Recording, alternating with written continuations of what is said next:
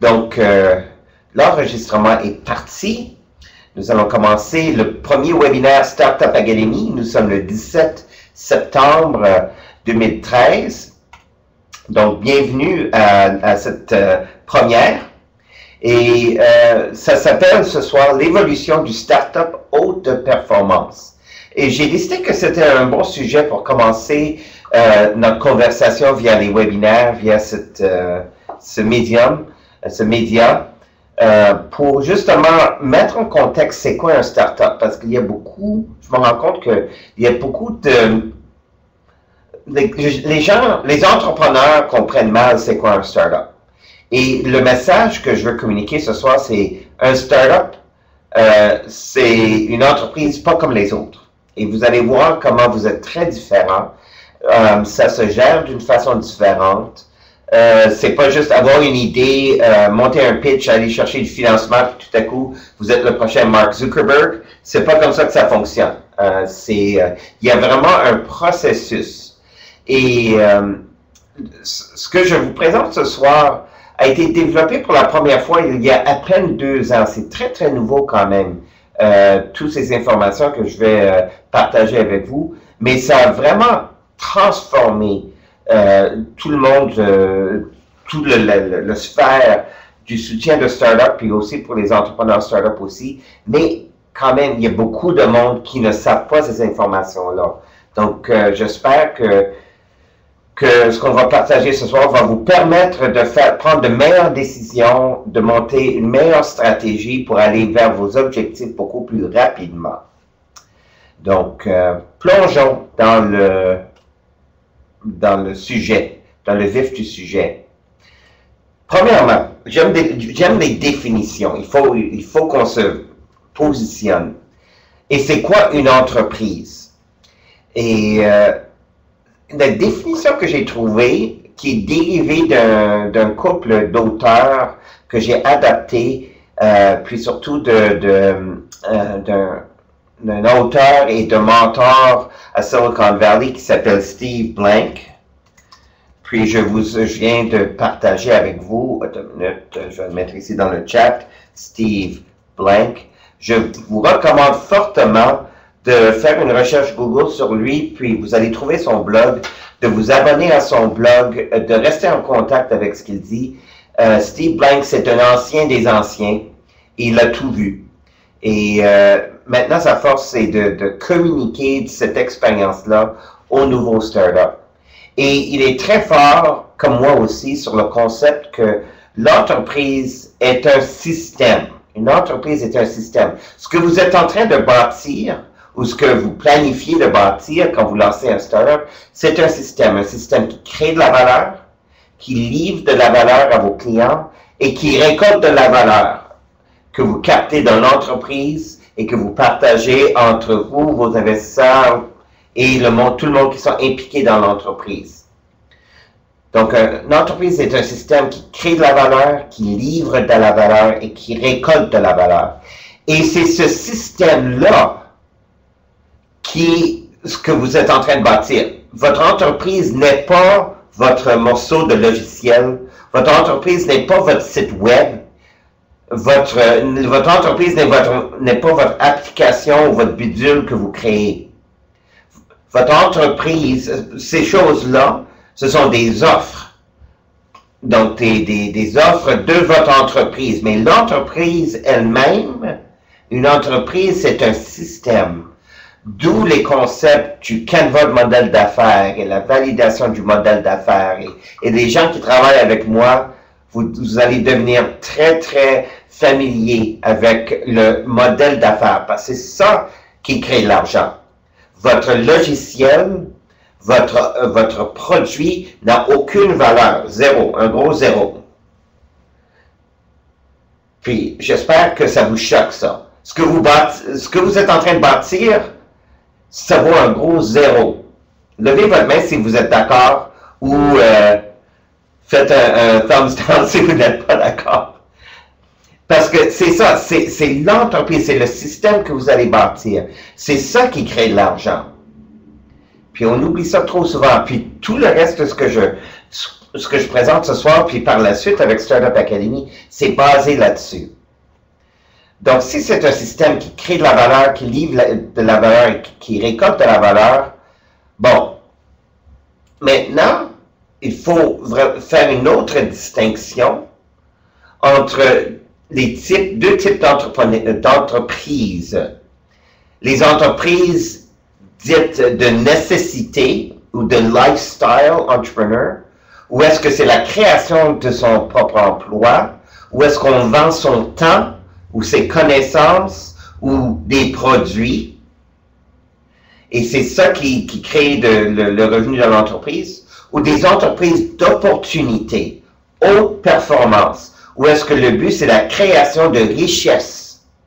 La richesse, la valeur que vous captez dans votre entreprise devient cette richesse. Et les startups technologiques, les startups où est-ce qu'on vise un revenu puis une valorisation de l'entreprise qui est exponentielle, c'est des entreprises d'opportunité, des entreprises haute performance, des entreprises où votre objectif premier, c'est que vous voyez une opportunité et vous créez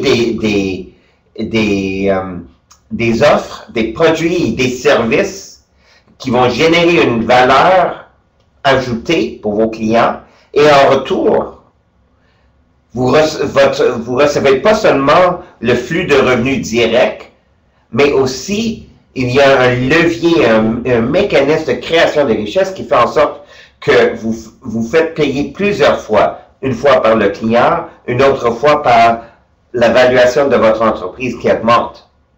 Et c'est ça qui distingue les startups d'un démarrage conventionnel. Parce que dans le démarrage conventionnel, une entreprise conventionnelle, où est-ce que c'est alimenté par, je veux créer de l'emploi, je veux me baser sur un modèle d'affaires qui existe déjà, je vise la rentabilité, et dans un startup, ce n'est pas la rentabilité qu'on vise, on vise la dominance.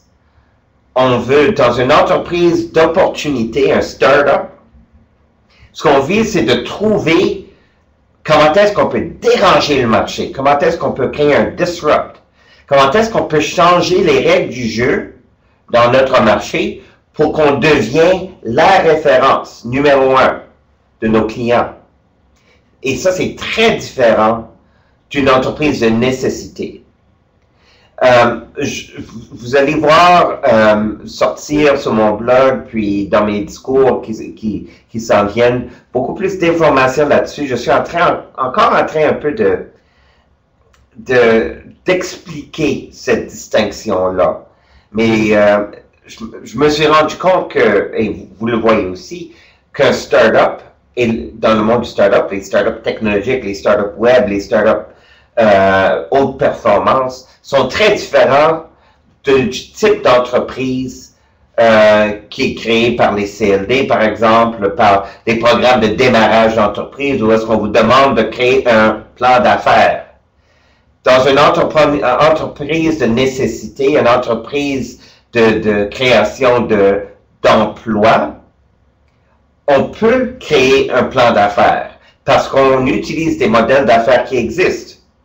Donc, si j'ai l'idée de démarrer une entreprise de consultation, bon, parfait, je prends le plan d'affaires d'une entreprise de consultation, je change les mots dedans pour refléter mon entreprise, mais le modèle d'affaires est encore là.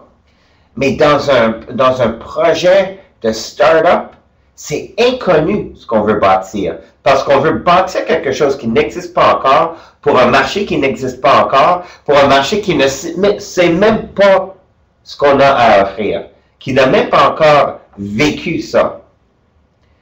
Question rapide de Philippe. Mais un startup devient éventuellement une nécessité et la valeur de l'entreprise, la valeur des actifs. Non. Justement, non. La valeur de l'entreprise, d'une entreprise haute performance, regardez Facebook. Non, encore mieux, encore mieux.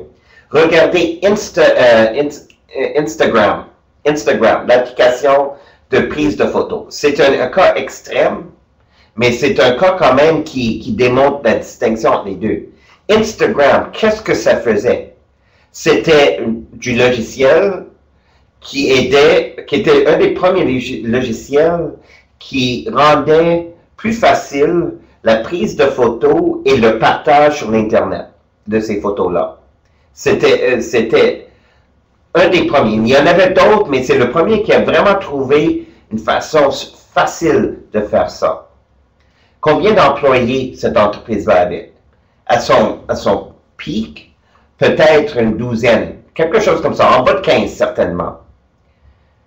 Et est-ce qu'ils avaient des revenus? Aucun revenu. C'était gratuit. Les gens téléchargeaient, prenaient des photos, partageaient sur les réseaux sociaux. Tout le monde était content. Mais la valeur de l'entreprise, cette entreprise-là était achetée par Facebook pour combien?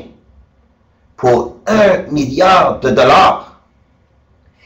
Donc, la valeur qui était captée a été multipliée dans l'entreprise sans avoir d'actifs. Peut-être ça a coûté quoi? 2-3 millions de dollars à monter le logiciel. Puis, peut-être, disons que ça a coûté 10 millions pour créer ce logiciel-là. Mais la valeur de l'entreprise, l'entreprise s'est vendue pour 1 milliard de dollars. Si vous regardez Facebook, et même pas besoin d'aller aussi loin que ça, plus proche de chez nous, l'exemple d'un startup, BusBud de Montréal, un site où est-ce qu'on peut acheter des billets d'autobus interurbains de partout dans le monde. Ils ont reçu un investissement de 1 million de dollars. Disons que cet investissement, pour avoir cet investissement, je ne sais pas le pourcentage des actifs qui a été cédé pour cet investissement-là, mais soyons généreux puis disons que le 1 million a acheté 20% de l'entreprise. Ça veut dire que l'entreprise maintenant vaut 5 millions de dollars. Et il y a quand même le même nombre de personnes dans l'entreprise. Ils n'ont pas acheté de bâtisse ou rien. Donc, c'est ça qui est la différence fondamentale entre une entreprise haute performance qui vise la dominance du marché, le potentiel du disrupt, une croissance exponentielle. Ça vise le nombre d'utilisateurs par rapport aux revenus. Et bien sûr, à un certain point, on veut des revenus dans l'entreprise parce que c'est une façon de valider la valeur qu'on amène. Puis ça va être des sujets qu'on va aborder au fur et à mesure. Ça va un peu plus loin que ce soir. Mais au début, le but, c'est de démontrer de l'attraction des utilisateurs et plus ou moins, on s'en fout des ratios classiques de revenus. Les ratios qui comptent dans un startup, ce sont des ratios de combien ça coûte pour aller chercher un client, puis c'est quoi la valeur à vie de ce client-là.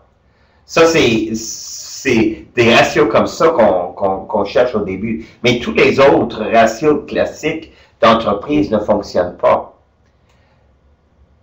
Donc, vous voyez la différence. Et c'est pour ça qu'un startup n'est pas un démarrage. Un startup est très différent d'un démarrage. Pourquoi?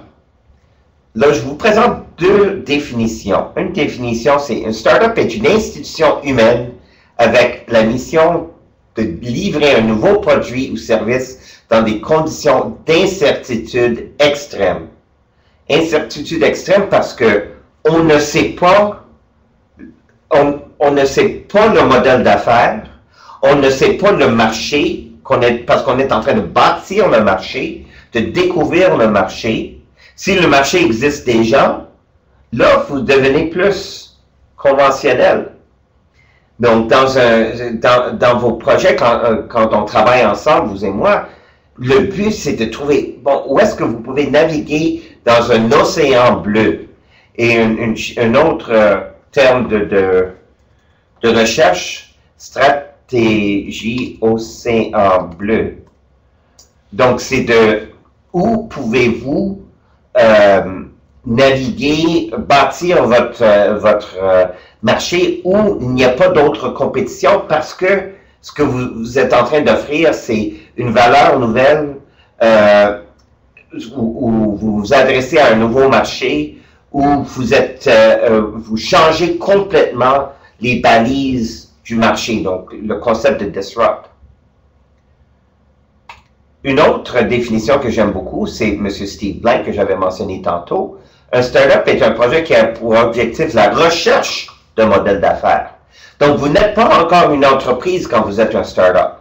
Vous êtes une entreprise seulement quand vous avez maintenant validé que ce qu'on appelle la correspondance produit-marché, la correspondance problème-solution, et après ça, produit-marché. Donc, vous êtes capable de bien décrire qui sont les gens qui veulent votre offre et combien ils sont prêts à s'engager à payer pour votre offre. Et vous avez une traction, puis après ça, ça commence à monter. Vous allez voir tantôt où se trouve la ligne entre un start-up et une entreprise. Donc, l'intervention de Philippe tantôt est quand même très pertinente. Donc, en résumé, le startup haute performance vise à résoudre un problème important et c'est ça qui vous permet de générer une grande valeur ajoutée pour toutes les parties prenantes, tous les stakeholders en anglais, les parties prenantes. Et aussi, un autre élément du startup, pourquoi on est capable d'avoir ce levier exponentiel, c'est parce qu'on a une innovation au cœur de notre entreprise, une innovation dans notre offre ou une innovation dans notre modèle d'affaires. Et on vise le disrupt. Et je veux faire une session spécifique sur le disrupt assez rapidement parce que ça, c'est clé.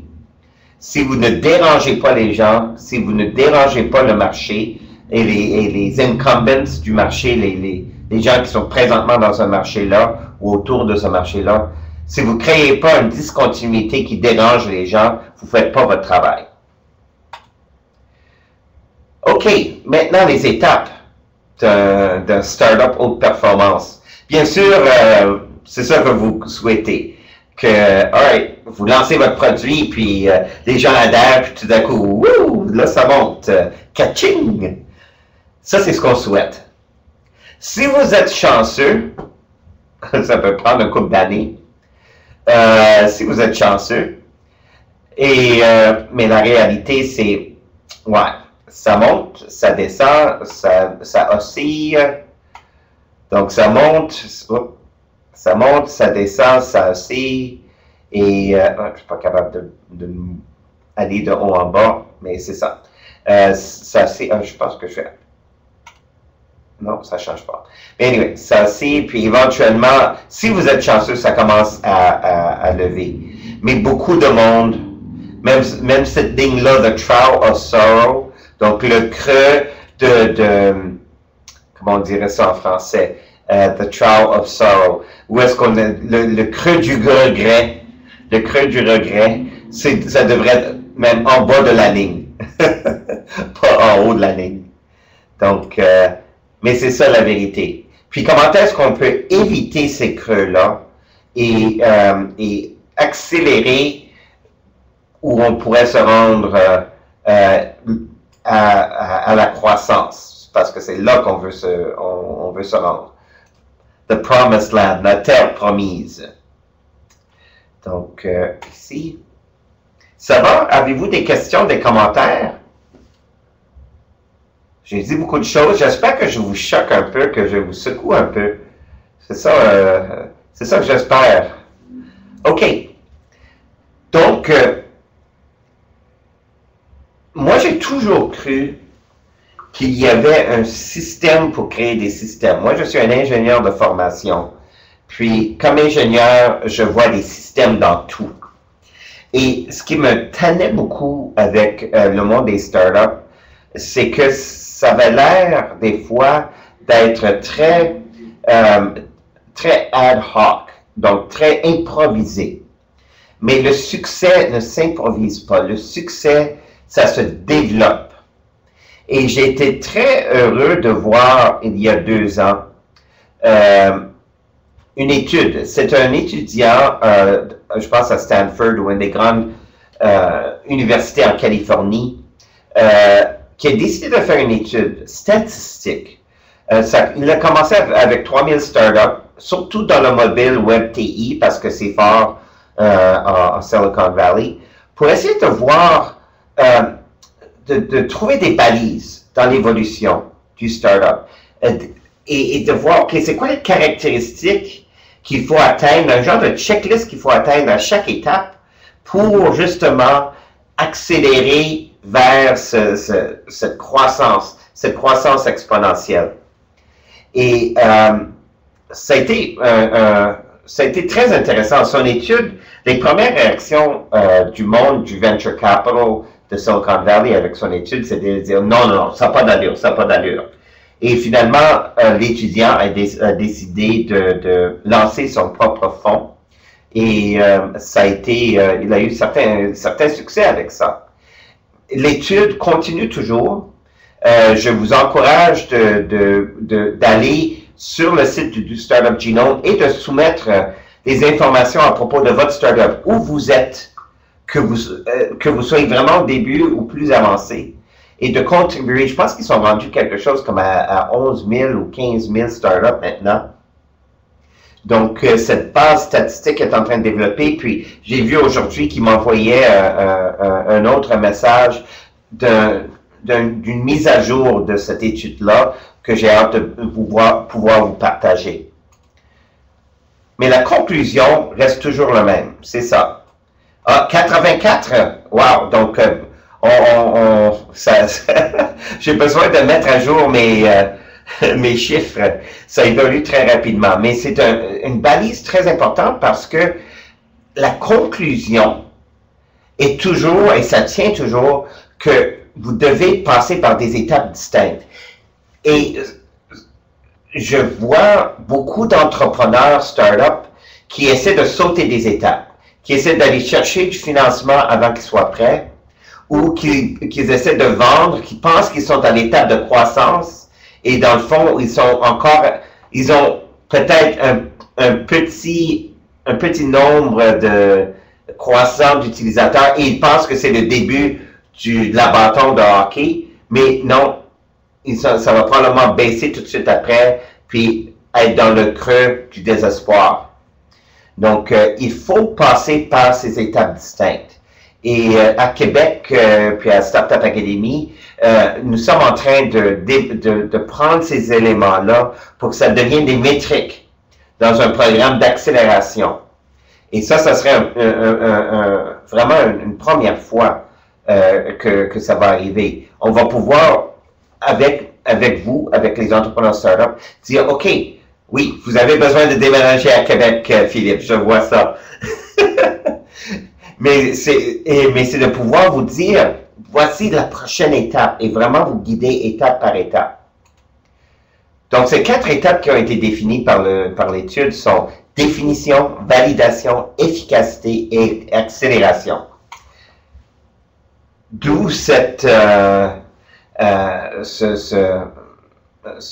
image, et vous allez reconnaître, pour ceux qui connaissent mon logo de Startup Academy, justement, ces 5 icônes sont dans mon logo de Startup Academy parce que ça représente les 5 étapes qu'il faut vivre dans votre projet. Et c'est pour ça que j'utilise beaucoup. Là, j'essaie d'avoir mon pointeur. Est-ce que mon pointeur va me permettre OK, je vais l'utiliser quand même. Donc, ça commence avec une idée. Les gens ont leur idée. Une idée n'est pas un produit. Une idée n'est pas une entreprise. C'est une idée. Ah oui, je veux faire un site web qui fait ça, ça et ça. Je veux développer une application qui fait ça, ça et ça. Ou j'ai développé un procédé qui fait ça, ça et ça. Mais c'est encore juste une idée, c'est une technologie, c'est une innovation technologique. Nos centres de recherche au Québec sont pleins d'idées, de concepts d'innovation technologique et même de démonstration de ces concepts technologiques-là, mais ce n'est pas encore des entreprises.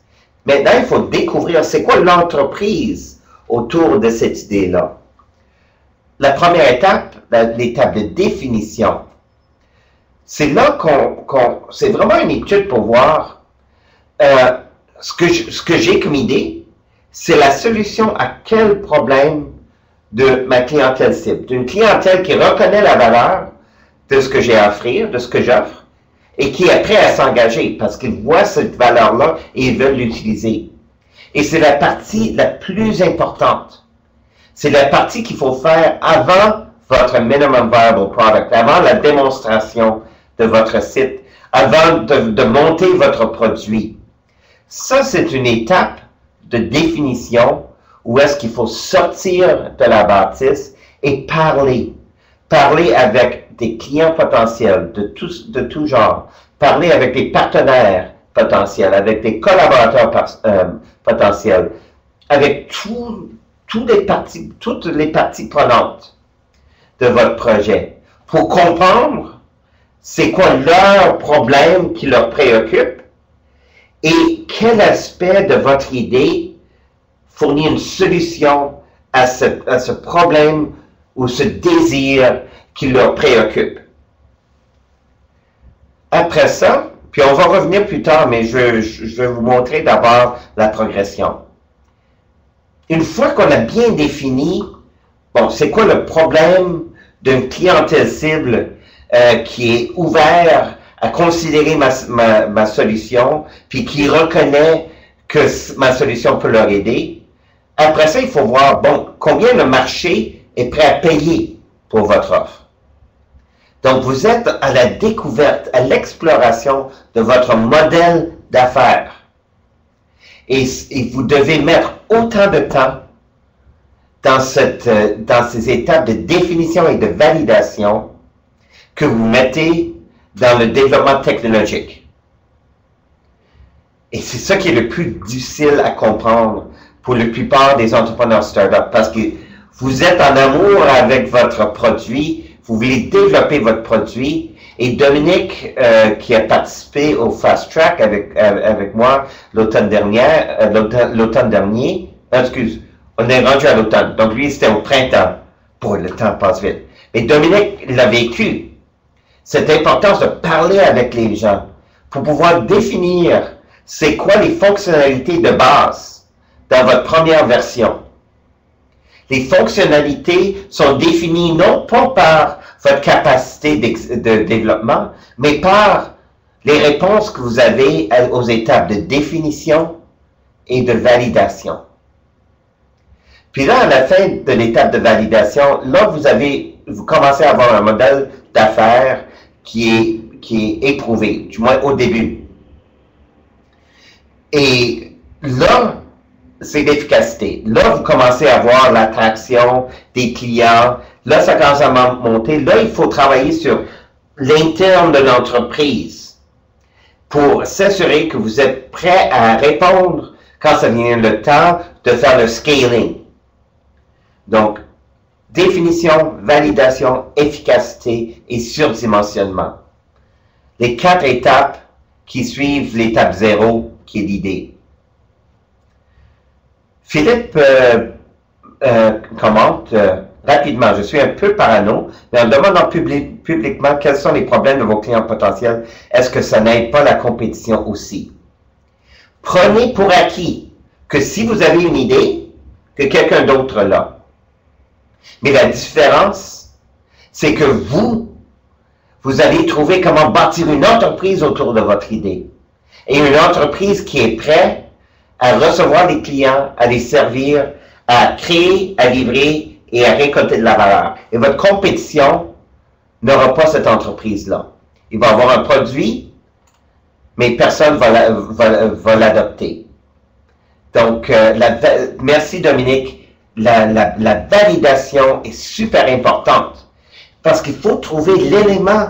Vous avez plusieurs facettes à votre idée, mais il faut trouver c'est quoi l'élément qui va faire en sorte que vous êtes capable de bâtir une entreprise autour de ça. Et je vous le garantis, personne ne fait ce travail-là de définition et de validation. Personne ne le fait. Et ça va être ça votre avantage. Le premier à le faire et à devenir un leader à le faire.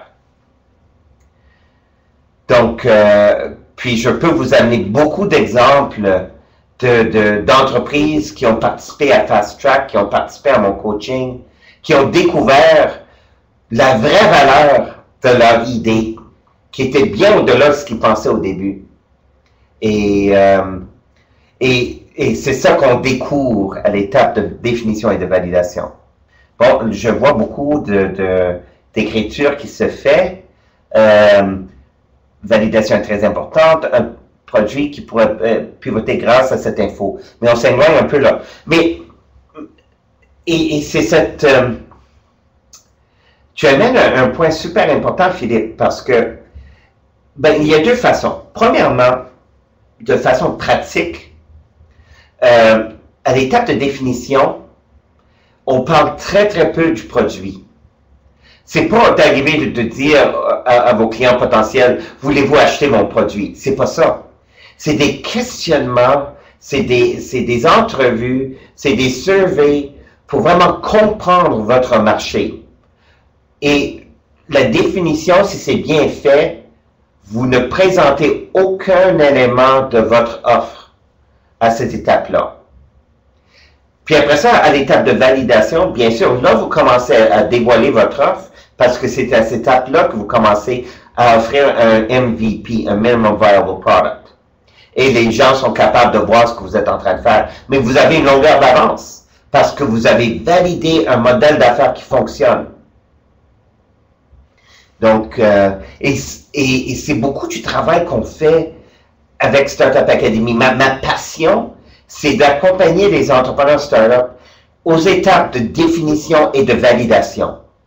C'est vraiment là la valeur ajoutée que j'offre aux startups que j'accompagne.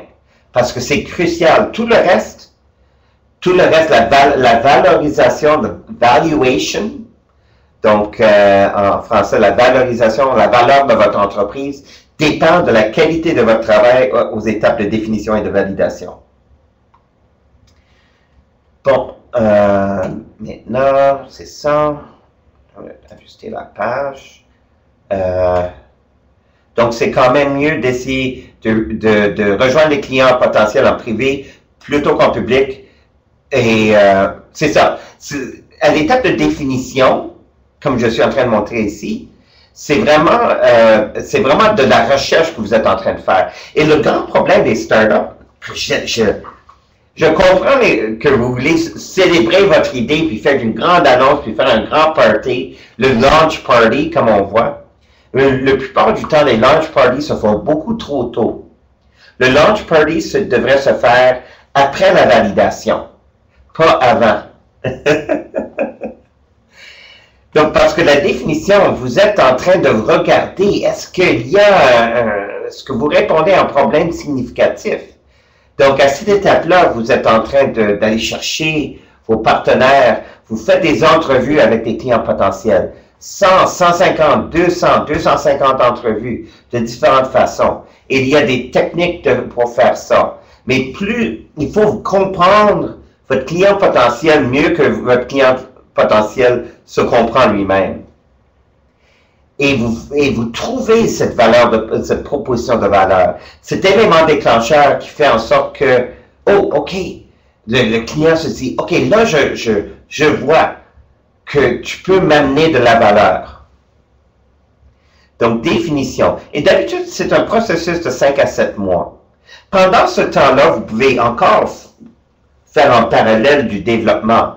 Mais la balise que moi, je recommande, c'est que pour chaque heure de développement techno, vous devez être en train de faire 1 heure de développement de votre modèle d'affaires à l'étape de définition. Après ça, validation. Validation, OK, vous savez maintenant quel marché initial veut votre solution et pourquoi. Et maintenant, c'est de définir combien ils sont prêts à payer. Et c'est là que vous avez votre première ronde d'argent externe. Donc, un seed round ou un ange financier où vous allez lever de l'argent via le crowdfunding ou ces choses-là. Et c'est là que les investisseurs sont intéressés. Ils ne sont pas intéressés à l'étape de définition où vous êtes en train d'essayer de trouver c'est quoi le marché. Non, il faut l'avoir démontré et c'est à vous de le faire avec votre argent. Après ça, maintenant, c'est de passer d'un minimum viable product, donc un produit de test, à un produit maintenant minimum sellable product, votre bêta que vous allez vendre pour la première fois. Question, puis je pense que c'est pertinent ici. Est-ce qu'on peut se fier sur la compétition pour les prix ou on est mieux d'y aller from scratch par rapport à notre produit et aux besoins qui répondent? Bon, les moyens de fixer les prix, ça sort à l'étape de validation. Puis il y a deux façons de le faire. C'est là où les métriques et les tests et les hypothèses deviennent super importants. Donc, vous testez une partie de votre marché, vous faites une offre à un certain prix, puis une autre partie de votre marché, vous le faites avec un autre prix ou avec d'autres conditions ou d'autres modalités. Donc, vous faites des tests pour voir. Il faut rarement se fier sur la compétition pour les prix. Si vous faites ça, là, vous tombez dans ce qu'on appelle un océan rouge. Vous êtes là en concurrence directe avec une solution qui existe déjà. Où vous allez, il n'y a pas de modèle d'affaires, il n'y a pas de marché défini, vous êtes en train de tout définir. Donc, quels sont les prix? La meilleure chose, c'est de le tester. Puis vous voulez mettre vos prix juste assez haut que les gens l'acceptent, mais qu'ils se plaignent un petit peu. Vous voulez trouver, dans le processus de trouver des prix, d'établir les prix, où est-ce qu'il y a de l'argent qui est sur la table que vous pouvez prendre, que d'autres personnes laissent. Et ça, c'est des éléments qu'on regarde dans le bootcamp pré-accélération qu'on fait ici à Québec qui s'appelle Fast Track. Puis en janvier, on va pouvoir offrir aux autres régions du Québec aussi sous un autre nom, le Startup Academy 300 probablement, ça va s'appeler.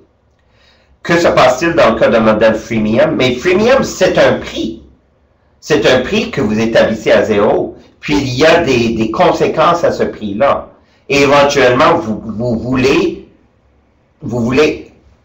c'est de trouver, OK, où est la ligne que c'est gratuit, puis où est la ligne que, OK, je vais le mettre ici, où est la ligne que c'est gratuit, puis où est la ligne que, oh, là, on demande aux gens de payer. Donc, c'est un prix quand même. Et moi, personnellement, je suis en guerre contre les modèles freemium. Je pense que les startups l'abusent parce que c'est facile de dire, OK, on va vous le donner. Mais quand même, il faut trouver c'est quoi la valeur pour mon client et comment est-ce que je récolte cette valeur-là. On va à la définition initiale d'une entreprise, comment on crée, comment on livre et comment on récolte de la valeur.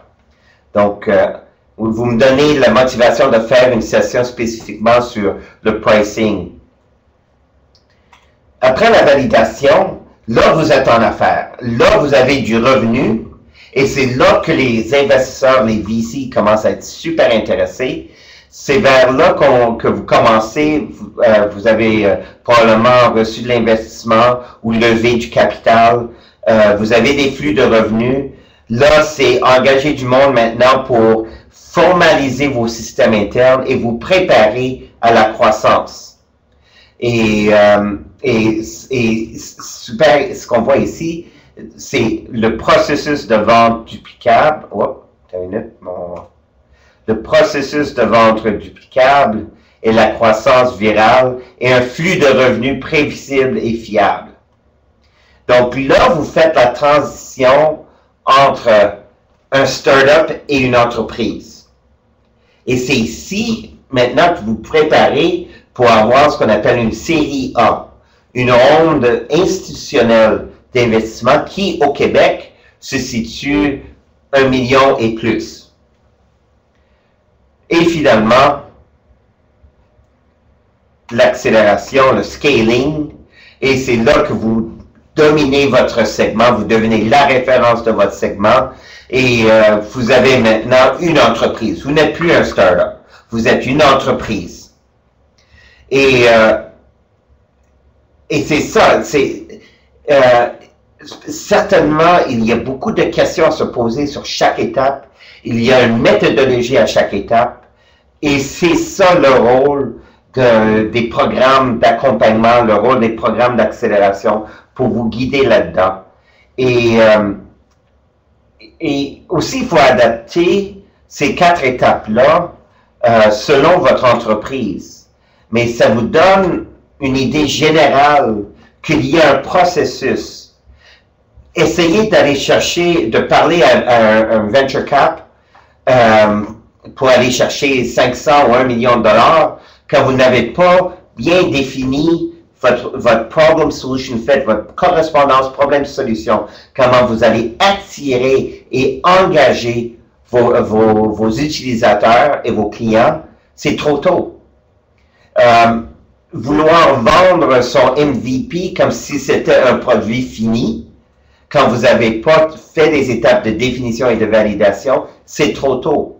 Et le plus grand problème que le Startup Genome Report a décelé, c'est ce qu'on appelle le premature scaling, de viser la croissance rapide avant qu'on soit prêt. C'est ce qui est arrivé précisément dans le startup que moi j'ai vécu à la fin des années 90, parce que moi j'ai vécu l'expérience d'une startup. On est allé chercher du financement externe et on a commencé à vendre à des clients finaux notre produit, mais on l'a vendu trop tôt. Donc on n'était pas capable de livrer. Nos clients pensaient qu'on était à l'étape d'efficacité et de scaling, mais en vérité, on était vraiment à l'étape ici définition de notre fonctionnalité et de validation combien le marché était prêt à payer. Donc, ça devient super important de bien comprendre chaque étape. Le rapport du Startup Genome est disponible sur l'Internet. Vous êtes capable de le voir. Il y a beaucoup d'articles dessus. Et si vous regardez mon slide share, donc slideshare.net/coach Tavander, c'est là que je mets beaucoup de présentations sur ce point-là. C'est ça la clé. Et étant donné que ça requiert vraiment une discipline pour se tenir à chacune de ces étapes-là, c'est pour ça que très peu d'entrepreneurs suivent ce processus. Et c'est là le potentiel pour vous de vraiment comprendre quoi faire au bon moment pour rendre plus efficace le travail que vous faites. Si vous ne sautez pas d'étape, vous allez être capable d'aller chercher votre 200 $ comme au Monopoly chaque fois que vous passez Go. C'était ça le message que je voulais vous passer ce soir. L'importance d'être conscient de ces 4 étapes-là. Et dans la communication, si vous travaillez avec moi, je vais faire référence souvent à ces étapes-là. Et c'est très différent de ce qu'on parle d'habitude, amorçage, puis pré-démarrage, puis démarrage et tout ça, qui sont des balises qui sont plus pour l'entrepreneuriat classique, de nécessité, de création d'emplois. Et ces concepts-là, même beaucoup d'investisseurs ne sont pas encore au courant. Donc, dans votre présentation aux investisseurs, vous allez développer le vocabulaire pour montrer que vous savez ce que vous êtes en train de faire et que vous avez un processus logique à chaque étape, avec des balises, parce que c'est ça que l'investisseur veut voir, que vous connaissez vos balises, que vous connaissez vos critères de succès à chaque étape, que vous connaissez comment reconnaître quand c'est le bon moment de continuer ou de pivoter. Et dans votre pitch aux investisseurs, si vous êtes capable de communiquer ça, c'est ça qui va faire en sorte que vous allez attirer les investisseurs anges, les investisseurs de seed capital que vous avez besoin pour lever votre entreprise. Et c'est ça. Des questions, des commentaires. Il nous reste quelques minutes. Si vous levez votre main, je peux essayer d'activer votre microphone.